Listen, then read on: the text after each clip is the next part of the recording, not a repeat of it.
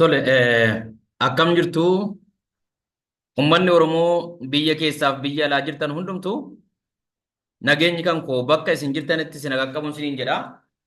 Eh, Itti aansee immoo baga jala bultii kabaja ayyaana irreessa bara 2017 akka lakkoofsa Itoophiyaattiin isin ga'een isiniin jechuu barbaada.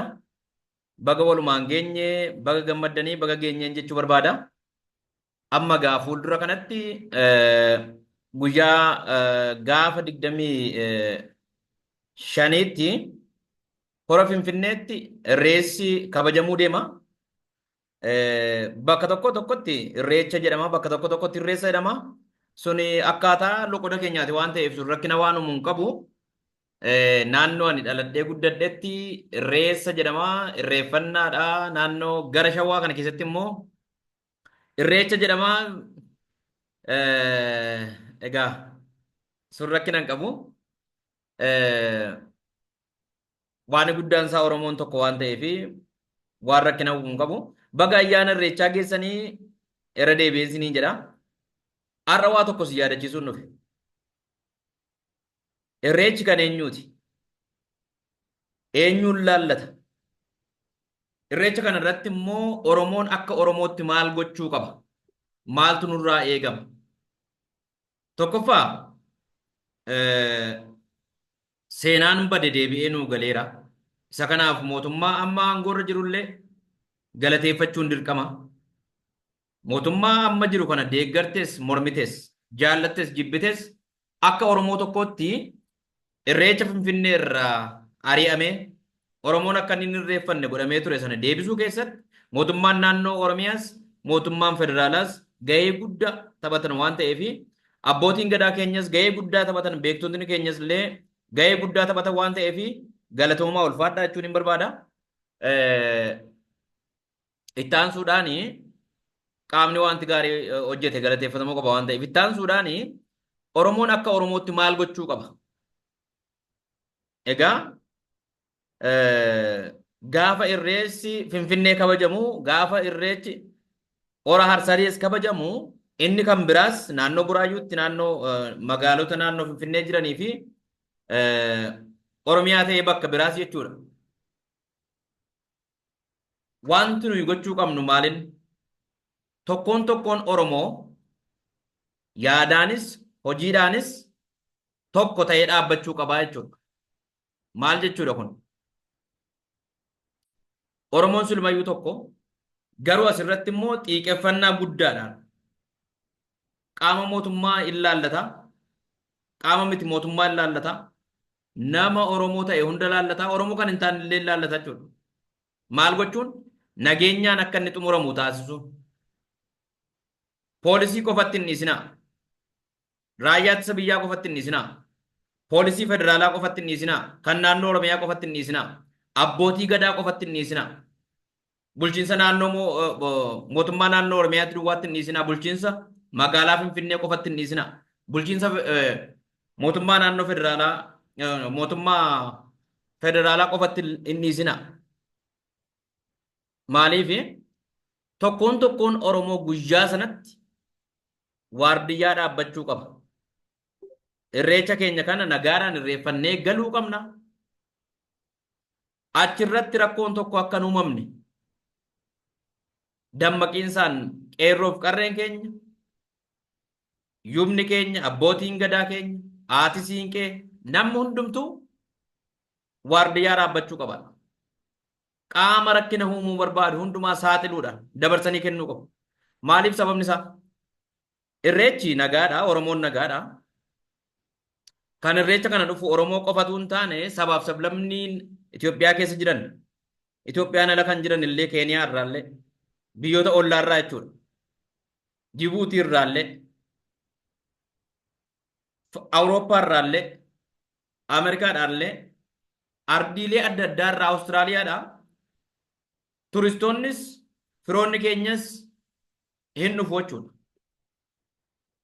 Isaan kun sana duwwaatu hin taane miidiyaa irra oola. Oromoon nagaa ta'uusaa, ayyaanni Oromoo nagaa ta'uusaa, irreechi mallattoo nagaa ta'uusaa mul'isuu keessatti qaamni achirratti hirmaatu hundumtuu ga'ee isaa ba'uu qaba. Isa kana waggoota yoo xiqqaate naannoo waggaa 20-30 irratti gara fuulduraatti hojjechuu nurraa eegama. Sana booda warri achirratti rakkoo uumanii Oromoon sabaaf sablammii wajjin nagaatti jiraachuu hin barbaadu jedhanii holola sobaa nurratti gaggeessan.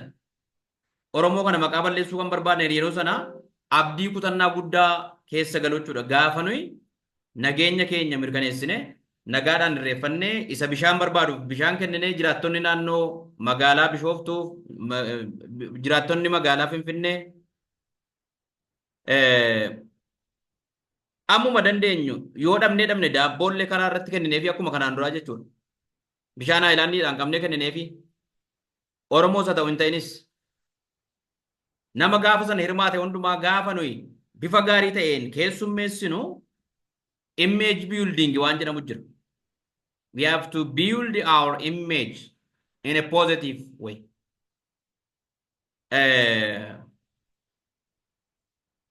Ilaalcha ummanni biraa nuu qabu, sabaaf sablammiin biraa nuu qabu.